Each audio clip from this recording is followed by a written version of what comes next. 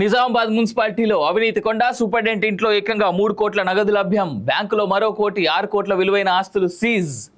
ACB DG CV Anand ఆదేశాలతో నరేందర్ ఇంట్లో అధికారుల తనిఖీలు. అతని బంధువుల ఇళ్లలో కూడా నోట్ల గుట్టలు చూసి ఆశ్చర్యపోయిన అధికారులు అంటే చూస్తాను. అరే ఒక్కసారి ఇక్కడ జూమే ఆ పైసల కట్టలు చూపెట్టాలకి మన వాళ్ళకి. నాకు తెలిసి కేంద్రం కానీ రాష్ట్రం కానీ ఒక పథకం తేవాలబ్బా. ఎలాంటి పథకం తెలుసా? ఇలాంటి అద్భుతమైనటువంటి అధికారులు ఇగో ఇక్కడ ఈ గుట్ట చూడరు. కేవలం ఒక మున్సిపల్ అధికారి ఇది. స్పెషల్గా ఇగో ఈ గుట్ట చూడరు. లిక్విడ్ ఆయన ఇంట్లో లిక్విడ్ 3 కోట్లు దొరికినాయట. Liquid money. మార్కెట్లో కట్టలు దొరుకుతలేవు, చూద్దామంటే దొరుకుతలేవు. ఇట్లా 3 కోట్ల క్యాష్ పెట్టుకున్నాడు మున్సిపల్ అధికారి. ఏ పేజీ ఇది? 3వ page.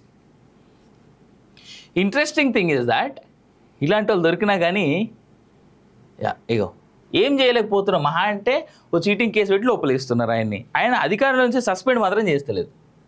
Nizamabad municipal corporation superintendent Dasar Narender ఇంట్లో ఏసీబీ అధికారులు దాదాపు 3 కోట్ల నగదు, 2,93,81,000 రూపాయలు స్వాధీనం చేసుకున్నారు.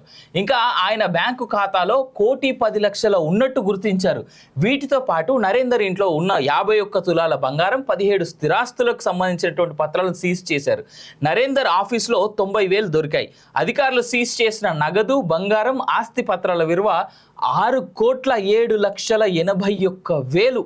ఒక సూపరింటెండెంట్ ఇంట్లో ఇంత పెద్ద మొత్తంలో నగదు దొరకడంతో అధికారులు ఆశ్చర్యపోయారు.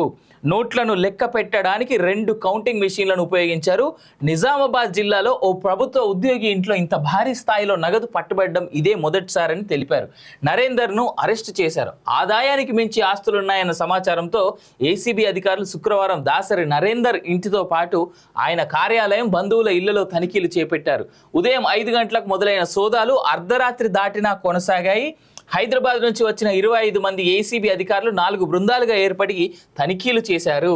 మాస్టర్ ప్లాన్కు భిన్నంగా అనుమతులు.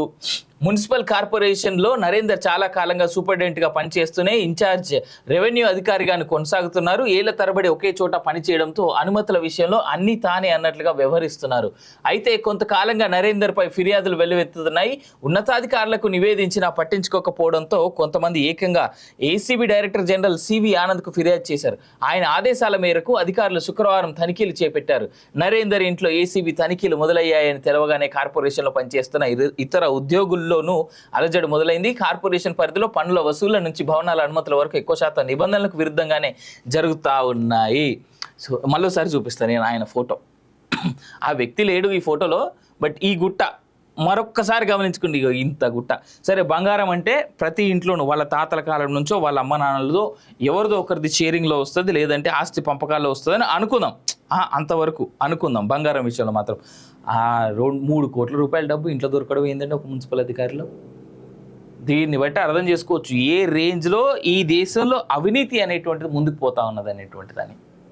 దయచేసి మీరు కూడా ప్రజలు ఏదైనా అవసరాల నిత్యం ప్రభుత్వ ఆఫీసులకు వెళ్ళినప్పుడు, ప్రభుత్వ ఉద్యోగుల్ని కలిసినప్పుడు దయచేసి మీరు కూడా లంచాలు ఇవ్వకండి.